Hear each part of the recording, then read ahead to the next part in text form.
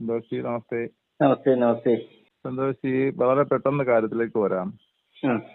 ഇന്നത്തെ തലമുറ ഏറ്റവും കൂടുതൽ മനസ്സിന് വേദനാജനകമായി നിൽക്കുന്ന, കണ്ടെത്താൻ പറ്റാതെ നിൽക്കുന്ന, അതിനുവേണ്ടി അലയുന്ന ഒരു സംവിധാനമുണ്ട്. കുടുംബദേവത, പരദേവത. ആ സങ്കല്പം എവിടെയാണ്, എന്താണ്, ഏതാണെന്നറിയാതെ അവിടെ ചെന്ന് പ്രായശ്ചിത്ത വഴിപാടുകൾ നടത്തിയെങ്കിൽ മാത്രമേ മുന്നോട്ടുള്ള ഏത് പ്രയാണത്തിലും ഗുണം കിട്ടുകയുള്ളൂ എന്നുള്ള രീതിയിലാണ് ഇപ്പോഴത്തെ നിപ്പ്.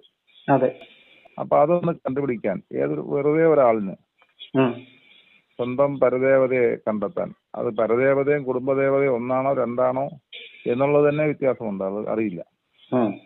എന്തായാലും നമ്മുടെ പൂർവികരെ ആരാധിച്ചുകൊണ്ടിരുന്ന ആ ഒരു സംവിധാനത്തെ കണ്ടെത്തി നമ്മൾ ഇത്രയും കാലം അവിടെ പലയിടത്തും പല വലിയ ക്ഷേത്രങ്ങളിലും പോയി വഴിപാടുകൾ നടത്തിയെങ്കിലും പരദേവതയിൽ അല്ലെ കുടുംബദേവതയ്ക്ക് വഴിപാട് കൊടുക്കാത്തത് കൊണ്ടാണ് നമ്മൾ ഒരു കാര്യങ്ങൾ നടക്കാതെ.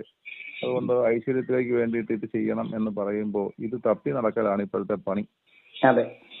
അപ്പോൾ ഒരു വിശദീകരണം വളരെ പെട്ടെന്ന് അതിൻ്റെ ഒരു ഉത്തരം, കുടുംബദേവതയും പരദേവതയും ഒന്നാണോ, എന്താണ് ആ ദേവത, അത് തന്നതിന് ശേഷം അങ്ങനെ അതിന്റെ വിശദീകരണം കൂടെ ഒന്ന് കിട്ടിയാൽ നന്നായിരിക്കും. അതായത് കുടുംബദേവതയും പരദേവതയും ഒന്നാണ്. ഡിക്ഷണറിയിൽ നോക്കിയാലും എന്ത് കാണാൻ പറ്റും? പരദേവത എന്ന് പറഞ്ഞാൽ കുടുംബദേവത, കുടുംബദേവത എന്ന് പറഞ്ഞാൽ പരദേവത എന്ന് കാണാൻ പറ്റും. ചുറ്റും പരക്കുന്നത് ദ്രവ്യമാണ് ദൈവം.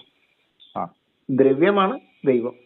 ചുറ്റും നമുക്ക് ചുറ്റും പരക്കുന്ന ജീവനെ ജനിപ്പിക്കുന്ന ദ്രവ്യവ്യൂഹത്തിന്റെ ആലയം, ശ്രീമൂലസ്ഥാനം.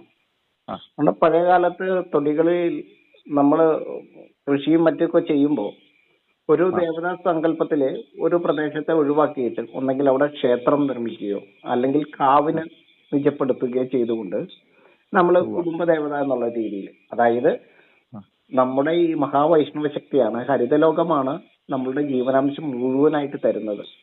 അപ്പൊ ആ ഇവിടുത്തെ വൃക്ഷലോകം, വൃക്ഷലതാദികള്, അതാണ് നമ്മുടെ വൈഷ്ണവ ലോകം. അതെ. അപ്പോ നമുക്ക് ചുറ്റുമുള്ള ആ വൈഷ്ണവ ലോകമാണ് സത്യത്തിൽ കുടുംബദേവത സങ്കല്പം. അതെ. അത് ദ്രവ്യത്തിന്റെ അതെങ്ങനെയാണ് ദേവതാ സങ്കല്പത്തിലേക്ക് എത്തുക?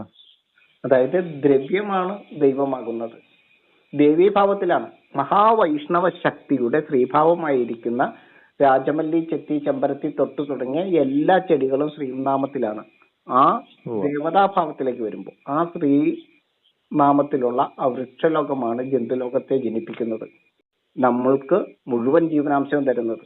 അപ്പൊ നമ്മളുടെ ശരീരത്തിന് എന്തൊക്കെ ആ കാലാവസ്ഥയ്ക്കനുസരിച്ച് ഭക്ഷണം വേണമോ, എന്തെല്ലാം നമ്മളുടെ രോഗപ്രതിരോധ ശേഷിയെ വർദ്ധിപ്പിക്കാൻ വേണ്ടിയിട്ട്, രോഗത്തിൽ നിന്ന് നമ്മളെ രാഗത്തിലേക്ക് കൊണ്ടുവരാൻ വേണ്ടിയിട്ട് എന്തെല്ലാം ഫലങ്ങളുണ്ടോ അതെല്ലാം നമുക്ക് നൽകിക്കൊണ്ട് നമുക്ക് ചുറ്റും പരക്കുന്ന ദ്രവ്യവ്യൂഹത്തിന്റെ ആലയമാണ് പരദേവതാ സ്ഥാനം എന്ന് പറയുന്നത്. അങ്ങനെ പറയുമ്പോൾ സന്തോഷി, നമുക്ക് താമസിക്കുന്ന ആളിനെ സംബന്ധിച്ച് 5 കിലോമീറ്ററോ 4 കിലോമീറ്ററോ 1 കിലോമീറ്ററോ ചുറ്റളവിൽ അദ്ദേഹത്തിന്റെ ആ കുടുംബത്തിന്റെ സ്ഥിരം പൊയ്ക്കൊണ്ടിരിക്കുന്ന ക്ഷേത്രങ്ങളോ ദേവതാ സ്ഥാനങ്ങളോ ഉണ്ടാവും. ഇന്ന് ക്ഷേത്രങ്ങളിലുള്ളത് അത് പരദേവതയായിട്ട് കണ്ടിരുന്നവരുണ്ടാവും.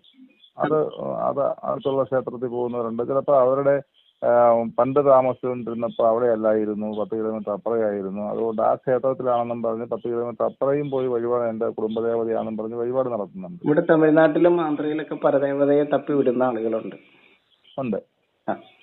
പക്ഷെ നമ്മൾ അതെന്താ അങ്ങനെ സംഭവിക്കുന്നത്? എന്തുകൊണ്ടാണ് അങ്ങനെ?